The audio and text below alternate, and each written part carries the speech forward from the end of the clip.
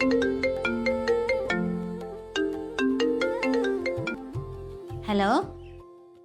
Hello அக்கா, அண்ணாவுக்கு accident ஆயிடுச்சுக்கா.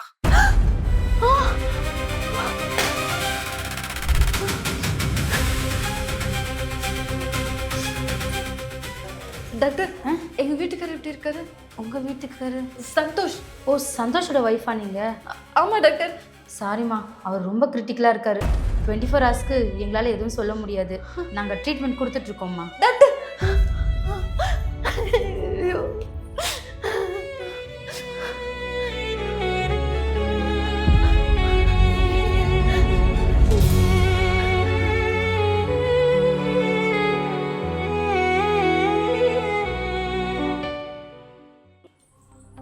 ஏங்க, உங்க அக்கா வீட்டுக்காருக்கு ஒன்று கிடக்க ஒன்று ஆச்சுன்னா உங்க அக்கா என்ன பண்ணுவாங்க?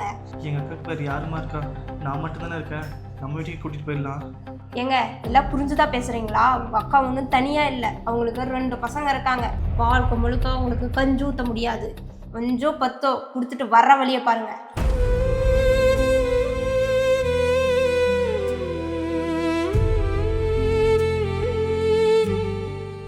அங்க பாருக்கா, பேச்சு மூச்சு இல்லாம அந்த தம்பி கிடக்குறான் பாருக்கா. பார்வதி, அவனுக்கு ஏதான ஒண்ணு ஆச்சுன்னா அந்த பசங்கள்ல 2 பசங்களை எப்படி கரையேத்துவா? அதுக்கு மேல அவ பணத்துக்கு என்ன பண்ணுவா? பாவம், கடவுள் தான் தோலை அவளுக்கு. அதுவும் சரிதான்க்கா. பிரியா, தம்பியை பார்க்கலான்னு வந்தேன். சரி, தம்பி பத்திரமா பார்த்துக்க பிரியா. சரி, நான் வரட்டுமா?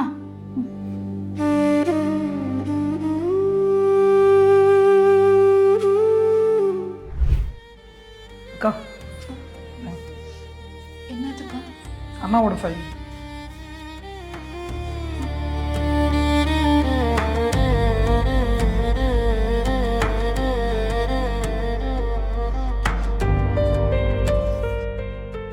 இன்சூரன்ஸ், எஃப்டி, என்னப்பா இவ்வளோ இருக்கு? அக்கா, அண்ணா வீட்டில் மட்டும் இல்லை, ஆஃபீஸ்லேயும் ரொம்ப சிக்கனமாக தான் இருப்பார். அந்த சிக்கனத்துக்கு என்ன காரணம்னா, உங்களுக்கும் உங்கள் பசங்களுக்கும் நல்ல ஃப்யூச்சரை உருவாக்கி கொடுக்கணும் தான் அவருடைய எண்ணமே. அவர் இவ்வளோ சிக்கனமாக இருந்ததுனால தான் உங்களுக்கு இதெல்லாம் சேர்த்து வைக்க முடிஞ்சிச்சு. ஏங்க, இந்த ஷர்ட் நல்லா இருக்கா? பையனுக்கு எதுக்கு இவ்வளவு பெரிய ஷர்ட்டு? இது பையனுக்கு இல்ல, உங்களுக்கு தான். உங்ககிட்ட இருக்கிறதே வெறும் 4 ஷர்ட் தான். அதுவே மாத்தி மாத்தி போட்டுட்டு போறீங்க. இதை எடுத்துக்கோங்க. எனக்கு இருக்கிறதே போதும், உனக்கும் பசங்களுக்கு மட்டும் எடுத்துக்கோ.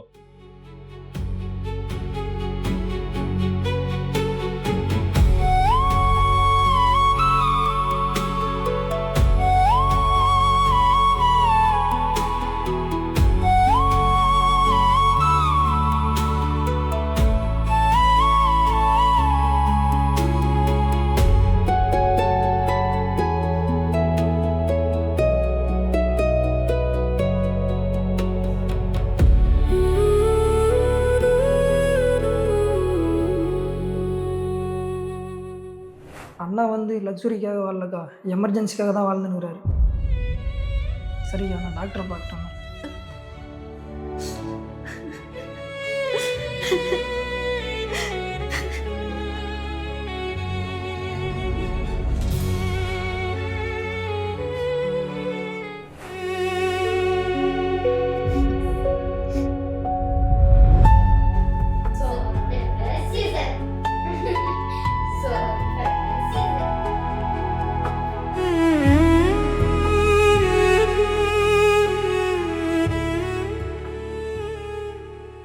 ஏங்க, உங்களுக்கு ஒரு விஷயம் தெரியுமா?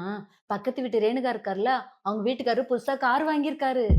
அது மட்டும் இல்ல, ஆனிவர்சரிக்கு அவளுக்கு கோல்டு செயின் வாங்கி கொடுத்துருக்காரு. ஆமா, நம்மளுக்கு ஆனிவர்சரி வருது இல்ல, நீங்க என்ன வாங்கி தர போறீங்க? என்னால என்ன முடியுமோ அதை நான் வாங்கி தரேம்மா.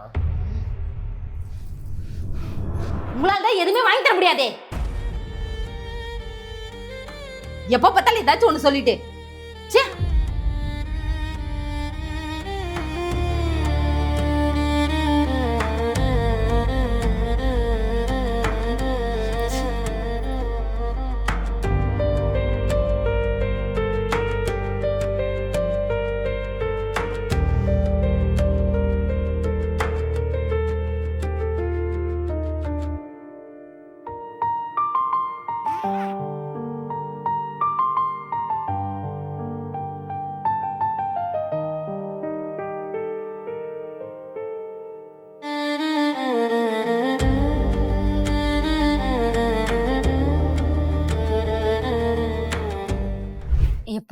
இன்னைக்கு சாமி தரிசனம் நல்லபடியா முடிஞ்சுல?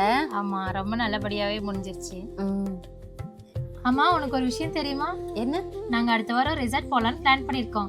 ரிசார்ட்டா? என்ன திடீர் பிளான்? திடீர்னாலாம் இல்ல, இந்த வீக் தான் என் பர்த்டே வரப்போதில்ல, அதனால போன மந்த் என் ஹஸ்பண்ட் பிளான் பண்ணி புக் பண்ணிட்டாரு. அப்புறம் பிரியா, உனக்கு இன்னொரு விஷயம் தெரியுமா? நம்ம கீதாக்கு அவங்க ஹஸ்பண்ட் மாடுலர் கிச்சன் ரெடி பண்றதுக்காக வேலையெல்லாம் ஸ்டார்ட் பண்ணிட்டாங்க. அப்படியா? ஆமா. ஆமா, உனக்கும் நெக்ஸ்ட் வீக் ஆனிவர்சரி வரப்போதில்ல, உன் ஹஸ்பண்ட் என்ன பிளான் பண்ணிருக்காரு உனக்கு? எதுவும் இல்ல. என்ன எதுவும் இல்லையா? நெக்ஸ்ட் வீக் ஆனிவர்சரி வச்சுட்டு எதுவும் இல்ல நான் சொல்றேன். நல்ல ஹஸ்பண்ட் கிடைச்சிருக்காருப்போ உனக்கு. சரி வா போலாம், எதுக்கு உட்காந்துட்டு?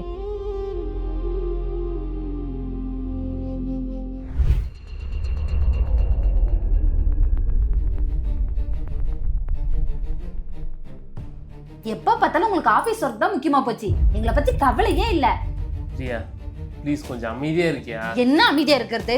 ஏத்து வீட்டு மாமிக்கு அவங்க வீட்டுக்காரு டைமண்ட் நெக்லஸ் வாங்கி கொடுத்திருக்காரு. மேல் வீட்டு அக்கா ஃபாரின் ட்ரிப் போறாங்க. எனக்கு நீங்க என்ன செஞ்சீங்க?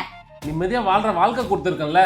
வேலைக்கு சோறு தண்ணி போட்டுக்க, நல்ல ட்ரெஸ், நம்ம பசங்களுக்கு நல்ல படிப்பு, இது போதாதா? அது மட்டும் தான் வாழ்க்கையா?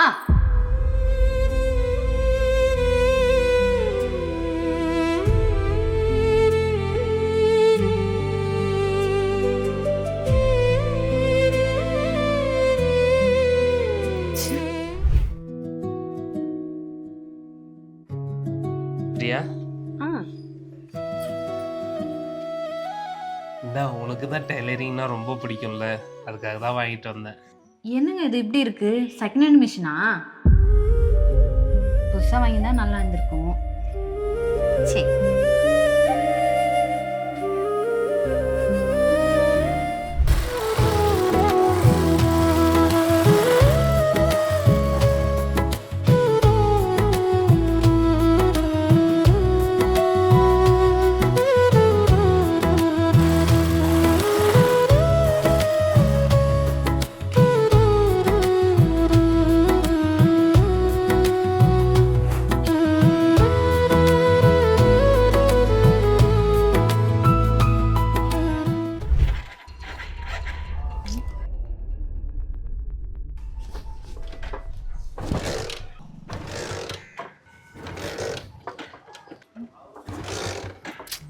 ஒரு கார் வாங்கியிருந்தா இந்த ஓட்ட வண்டியோட கஷ்டப்பட வேண்டிய அவசியம் இல்லைல்ல.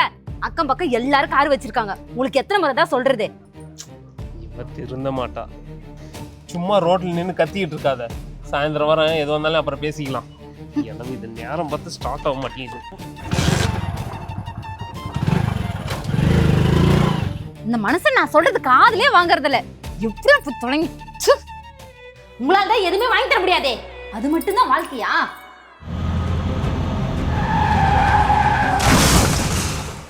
தினமும் உங்ககிட்ட எனக்காக என்ன செஞ்சீங்கன்னு கேட்டுட்டே இருப்பேன். ஆனா நீங்க எங்களுக்காக எதிர்காலத்தையே கட்டி வச்சிருக்கீங்க. அதை புரிஞ்சுக்காத பாவி ஆயிட்டுங்க நானு. என்ன மன்னிச்சிருங்க.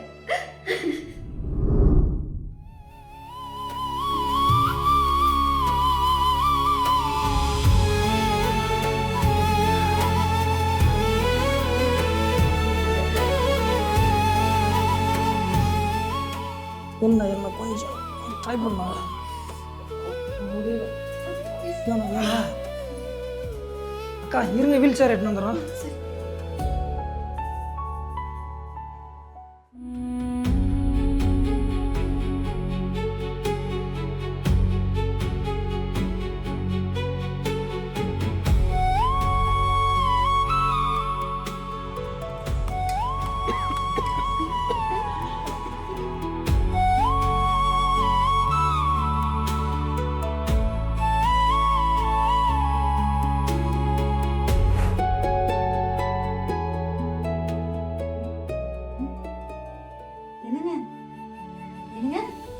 சூப்பரா இருக்குங்க.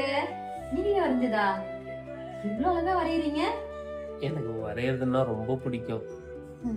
கல்யாணம் ஆனதுக்கு அப்புறம் வேலை, குழந்தைங்க, நிறைய கமிட்மெண்ட் வந்ததுனால வரைய டைம் கிடைக்கல.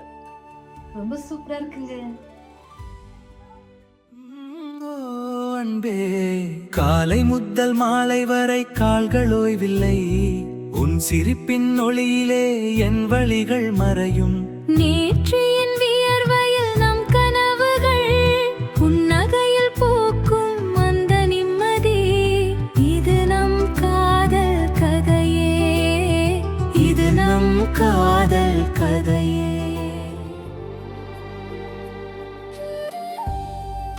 பிரியா இங்க வாயேன்.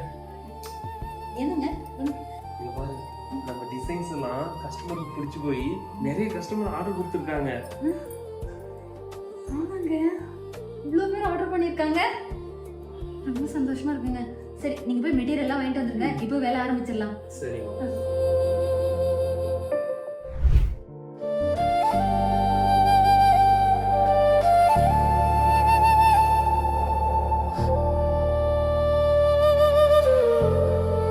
என் கணவர்கிட்ட நான் தினமும் கேட்ட கேள்வி, எனக்காக என்ன செஞ்சீங்க?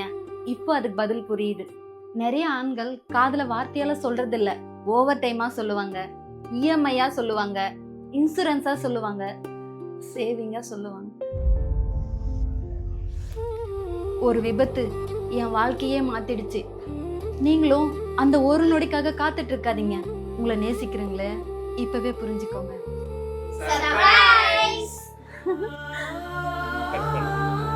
உனக்குள் நான் எனக்குள் நீ, புது வாழ்வின் ஆரம்பம் நீ. கடந்து வந்த பாதை முடிவில்ல கதையாய். இனிமேல் நம் காதல் வானம் புது பாடல் பாடும்போ.